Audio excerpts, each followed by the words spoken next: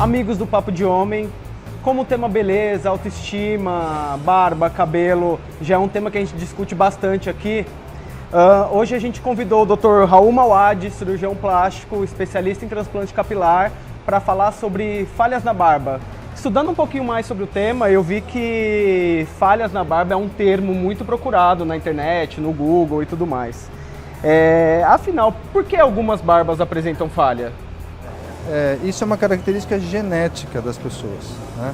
Alguns pacientes vão ter falhas, outros podem praticamente não existe a barba, né? Existem pacientes que têm barba, né? Não chega a ter falhas necessariamente, mas de baixa densidade, uma barba, digamos, mais rarefeita, né? Existem homens que vão ter uma densidade muito grande e barbas mais cheias, né? Então, é uma característica individual. Alguns fatores externos podem fazer que a barba apresente falha ou até que a barba venha a cair, por exemplo? Olha, é muito raro esse tipo de situação, mas pode, né? Existem tipos de perda dos folículos que estão associados a algumas doenças e isso pode acontecer. Em alguns casos, normalmente, tem um caráter transitório, a barba volta a crescer, né? Mas, nesses casos, é sempre importante avaliar a avaliação médica, né? Para ver se o que realmente está acontecendo, se aquela falha é transitória, se aquilo tem uma outra doença associada. Então, nesses casos, é importante uma avaliação médica. Incomodou, vai procurar um médico especialista? Sempre, sempre. Um cara que tem a barba cheia, hoje em dia, ele pode vir apresentar falhas? Dificilmente, a não ser que existam essas situações como acidentes, cirurgias, cicatrizes, mas dificilmente ele vai apresentar uma regressão. Para o nosso público adolescente aí, a barba está começando a crescer e ela tem algumas falhas ali, e o cara já está, putz, minha barba vai ser falhada. Ela vai ser falhada necessariamente, doutor? Exatamente, não necessariamente, né? A barba, desenvolvimento da barba, ela pode ocorrer até aos 30 anos de idade. Então, algumas rarefações da barba, ou mesmo algumas falhas que podem existir nessa fase de um adulto jovem, pós-adolescência, à medida que esse indivíduo vai ganhando idade, ficar amadurecendo, essa barba pode vir a preencher totalmente. Né? Há alguma relação da barba falhada com calvície capilar? Não. Na verdade, apesar da falha, existir a falha na barba, não há necessariamente uma relação com a calvície. Existem áreas da face que a gente nota mais, né? Então, por exemplo, essa região próxima à bochecha, a região mandibular, lateral da face é bastante notada. Mesmo o bigode, né, se existem falhas no bigode, também se nota, porque é uma região frontal, você olha de frente a pessoa e aquela falha, aquela pequena cicatriz, aquilo incomoda muito, né? Isso pode ser corrigido com o transplante. E como é feito o transplante? Você pode explicar pra gente? O princípio do transplante de barba é semelhante ao princípio do transplante da calvície. Nós vamos retirar folículos da região doadora e transplantá-los para aquela região que seria a receptora, a região onde está faltando, onde existe a falha, ou mesmo o aumento da densidade. E pode vir da própria barba, de outras regiões da própria barba, como o pescoço, por exemplo, ou do couro cabeludo. E uma vez esse pelo transplantado, ele passa a crescer normalmente, como os outros não transplantados? Passa a crescer normalmente, porque ele é da pessoa para a mesma pessoa, ou seja, não há uma rejeição, vamos dizer assim, e as características dele continuam. E o crescimento dos capilar, ele não é imediato. Os resultados começam a aparecer a partir do 5º, 7º mês em diante, em alguns casos até um ano, um ano e meio. Então, não é uma cirurgia que você opera e está no dia seguinte, né?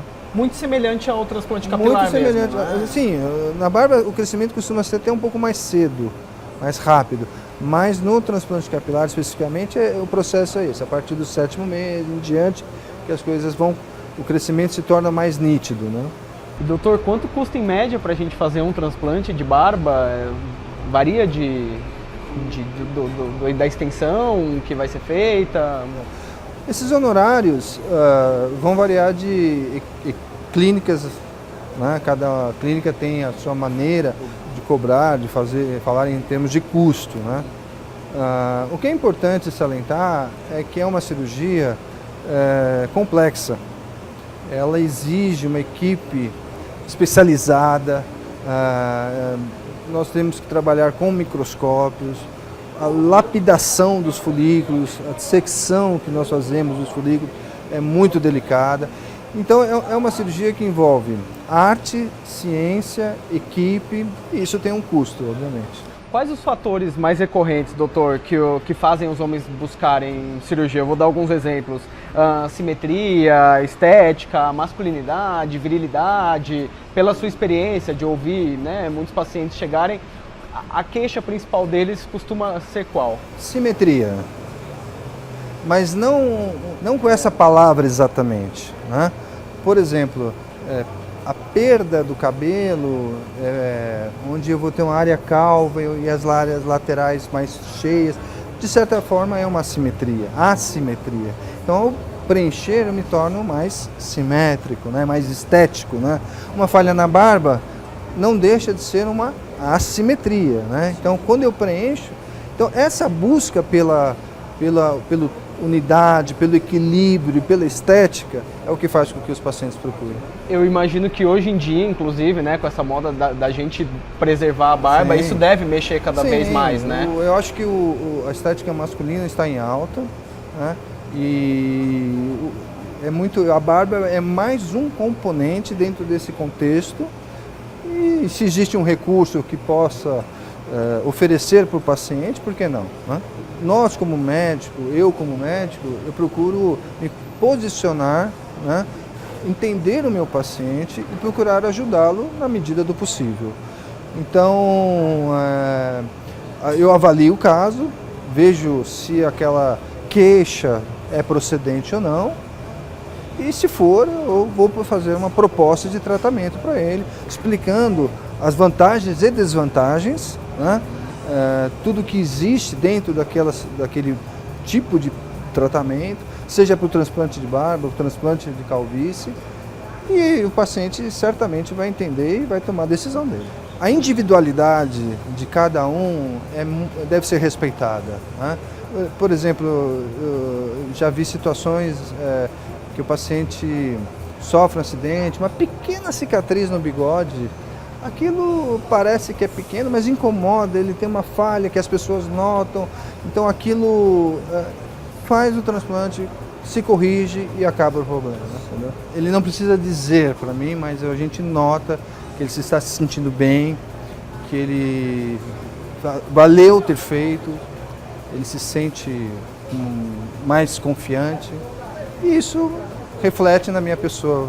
Eu também acabo me sentindo muito feliz pelo tipo de trabalho que eu exerço. Doutor, eu deixei agora para o final uma pergunta que chega muito pra gente, assim, quando o tema é queda de cabelo, ou mesmo agora falhar na barba, né?